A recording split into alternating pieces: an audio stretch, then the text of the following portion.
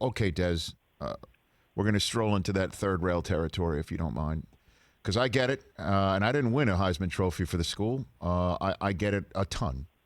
What about our alma mater? What is happening there now, and what is the answer, do you think, Desmond Howard? Yeah, that's I know. You know what I mean? yeah. It's Uh, so tough to talk about it, but yeah. we'll Yeah. just Well, chop no. it up best we The thing can. is because you look at Harbaugh and his tenure so far, and like on the surface, like there's a lot to unpack. I guess that's the best way to say it, Rich. There's a lot to unpack there, and but on the surface, he hasn't been able to hit on the quarterback, and I think that's been his biggest issue. Like he hasn't been able to hit on the quarterback. Any of these teams that we see in college football, who we're talking about, they're good enough to get to like even the college football playoff, or they all got great to elite quarterbacks. Okay, he hasn't been able to hit on one. Now Joe Milton, I've heard fantastic things about him. I think the last game against Indiana was the first time that I saw glimpses of what Joe Milton can be and what the offense can be, for the simple fact that they decided to go vertical. They had some vertical shots that they hit. He had one to Ronnie Bell that he missed. That was an easy walk-in touchdown. But this is the first time I saw them start to really stretch the field. The week before when they played Sparty, they just, there's a bunch of slants and quick outs and drag routes, but nothing really, really vertical.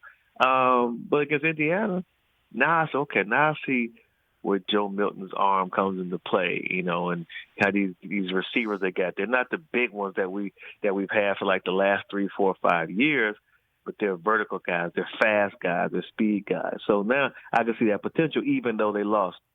The other thing, Rich, is, and I said this on the show, I do believe as much as we all love Don Brown, people. I mean, I'm not talking about we all like Michigan fans and alumni. I'm talking about like college football fans, like analysts. Like Don Brown is a highly regarded defensive coordinator.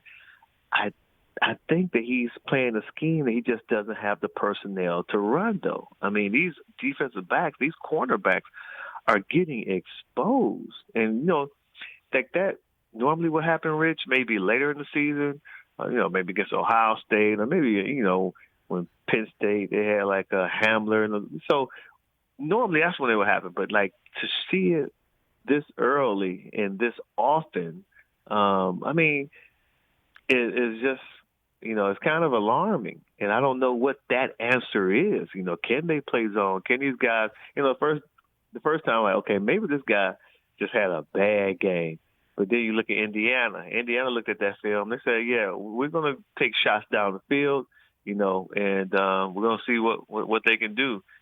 So that's the second part. That defense, they've given up a lot of points in big games, And that's been the difference maker, too. And so I don't know. Those are like the two things on the surface. Like I said, there's a lot to unpack there. But when I look at X's and O's and just look at the team, I mean, Ty Law and Charles Woodson, they're not walking through that door, So I don't know what the answer is defensively, where they're going to be able to, run the scheme that Don wants to run and have some sort of success. And then Hutchinson is out. Hutchinson, we don't know how long he's going to be out. They say he has a fractured ankle or something like that.